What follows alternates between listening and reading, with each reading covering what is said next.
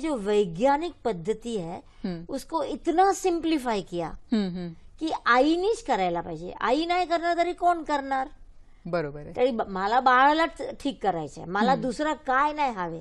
तरी मी विचार करला की मी बाळाला 24 तास नाही बघणार आणि दुनियामध्ये असे करोडो बच्चे आहे, तरी मला काय करायला पाहिजे.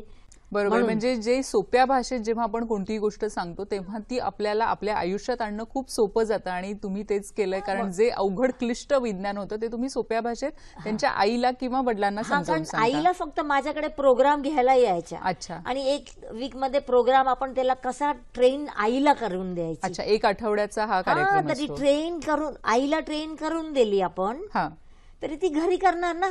तिला कॉन्फिडन्स पण येणार की माझ्या मुलासाठी मी कसा करू शकणार. आणि मी त्याला सांगते की तू आईच डॉक्टर आहे, आम्ही फक्त गायडिंग फोर्स आहे तुम्हाला. पण डॉक्टर तरी आई आहे, कारण आईला भाव असते स्वतःच्या मुलासाठी.